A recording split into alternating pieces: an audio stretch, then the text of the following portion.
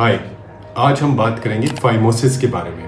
Phimosis मतलब कि आपकी जो पेनिस की जो फोरस्किन है उसका पीछे रिट्रैक्ट ना होना, या कहें सिंपल भाषा में कि लिंग की जो चमड़ी है वो टाइट हो गई है और वो पीछे नहीं जा रही। अब इसके कुछ कॉमन कारण होते हैं, जैसे कि कुछ कंडीशंस में ये जो प्रॉब्लम है ये बचपन से ही होती है, लेकिन ये चीज़ लोगों को पता नहीं लग पाती, और तब तक नहीं पता लग पाती जब तक कि वो सेक्सुअली एक्टिव नहीं होते या मास्टरबेशन नहीं स्टार्ट कर पाते, क्योंकि उस टाइम पे आपको पेनिस की जो स्किन होती है आगे की वो पीछे होनी जरूरी होती है। इसके अलावा कई केसेस होते हैं जिसमें कि डायबिटीज़ में ये देखा गया है कि फाइमोसिस डेवलप हो जाता है, उसमें भी ये प्रॉब्लम होती है कि जो स्किन है वो पीछे नहीं हो पाती।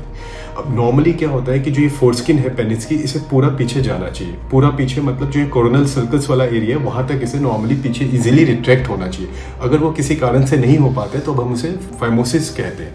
इसके कई तरह की ग्रेडिंग दी गई है, या कह लीजिए सिवियरिटी में ग्रेड किया गया, माइल्ड, मॉडरेट या सीवियर, या कहें तो ग्रेडिंग में grade 0, grade 1, grade 2, depending upon कि कितनी सिवियरिटी है। अब इससे होने वाले कुछ एक कॉमन प्रॉब्लम्स के बारे में जान लेते हैं कि क्या प्रॉब्लम हो सकती है। ज़्यादातर केसेस में इसमें हाइजीन की प्रॉब्लम होती है। मान लीजिए कि उसमें साफ सफाई नहीं रख पाते, क्योंकि चमड़ी पीछे नहीं हो पाती तो साफ सफाई नहीं होती, तो उसके चलते इसमें से बदबू आने लगती है, फॉल स्मेल आने लगती है। साथ में सेक्स करते वक्त इंसान को पेन रहने लगता है, और उस पेन के चलते इंसान जो है सेक्स करना अवॉइड करता है और वो इरेक्टाइल डिस्फंक्शन का शिकार हो जाता है। साथ में इसमें कॉमन तरह के इन्फेक्शन जैसे कि बेलेनाइटिस, बेलेनोपोस्टाइटिस या कोई फंगल इन्फेक्शन होने के भी काफ़ी ज़्यादा चांसेस रहते हैं। उसके अलावा अगर फाइमोसिस बहुत ही ज़्यादा सीवियर है, मतलब वो पेशाब के रास्ते को भी रोक रहा है, तो यूरिनरी ऑब्स्ट्रक्शन भी डेवलप हो सकता है और पेशाब रुक भी सकता है।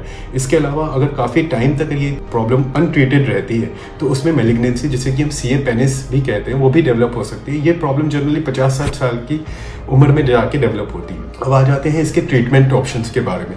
इसके जो ट्रीटमेंट ऑप्शंस है उसमें हम बात करें तो माइल्ड टू मॉडरेट कैटेगरी की जो प्रॉब्लम होती है, या कह लीजिए जो बच्चों में प्रॉब्लम होती है, इसमें हम कई बार ट्रायल दे देते हैं, कुछ क्रीम्स लगाने का, कुछ ऑइंटमेंट लगाने का, या कुछ स्ट्रेचिंग एक्सरसाइज करने का।